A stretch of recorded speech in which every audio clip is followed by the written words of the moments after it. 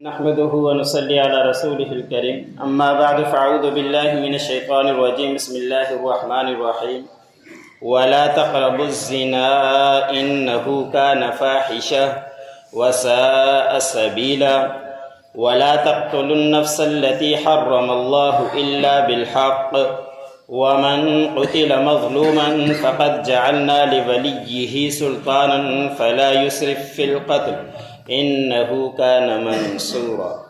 سورۃ بنی اسرائیل کا درس چل رہا ہے۔ اسی سورت کی آج آیت نمبر 32 اور 33 تلاوت کی گئی۔ ان آیتوں کے اندر اللہ رب العزت نے زنا سے منع فرمایا ہے۔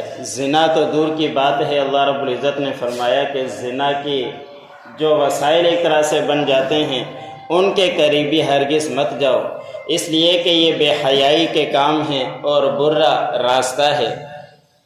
زنا کے مقاصد کون سے بن جاتے ہیں، وسائل کون سے بن جاتے ہیں؟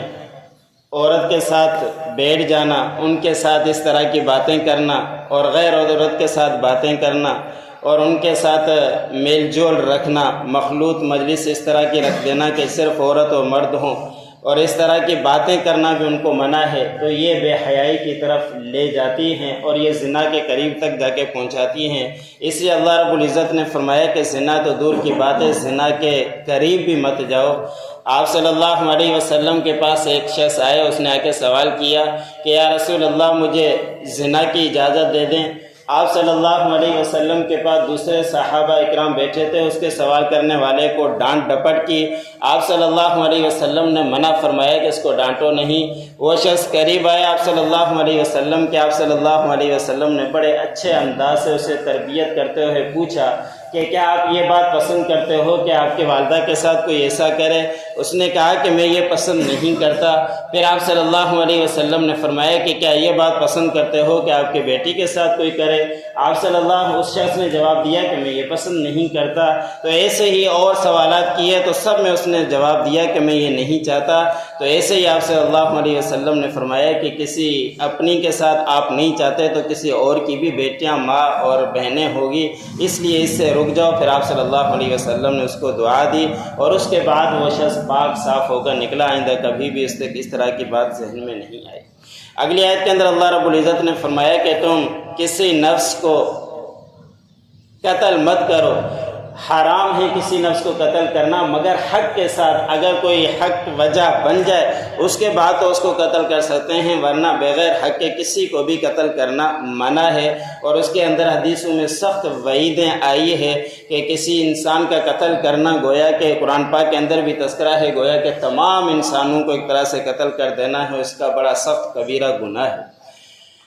3 اس طرح کے حق ہیں جس کے اندر قتل کیا جا سکتا ہے، اس کے علاوہ نہیں۔ ایک یہ کہ مسلمان ہو جانے کے بعد مرتد ہو جائے، دین سے پھر جائے، اس کو مہلت دی جائے گی 3 دن تک، وہ راہ راست پر آ جائے، اس کو سمجھایا جائے گا۔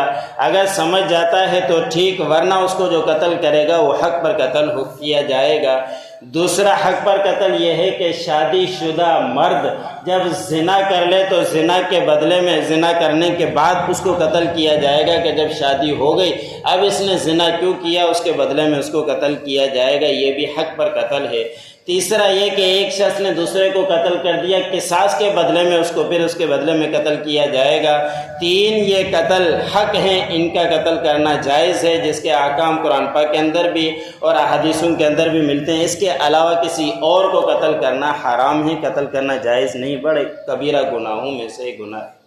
اور جو قتل کیا گیا مظلوم بن کر، خام خواہ کا کوئی معصوم تھا، ایسے اس کو قتل کر دیا گیا، تو اس کے ولیوں کے لیے اللہ رب العزت نے فرمایا کہ حق ہے، غلبہ ہے کہ پھر وہ اس کے بدلے میں اس کا قصاص لے لیں، اس کو قتل کریں۔ لیکن اللہ رب العزت نے فرمایا کہ قتل میں اسراف ہرگز مت کرو، کہ تم میں سے قاتل ایک ہے، تم نے اس کے قاتل کے باپ کو جا کے مار دیا، قاتل ایک ہے، آپ نے کسی ان کے بڑے سردار کو جا کے مار دیا، قاتل دوسرا ہے، آپ نے اس کے بیٹے کو مار دیا، تو یہ اسراف اسراف ہے، اس کا اللہ رب العزت نے منع فرمایا ہے۔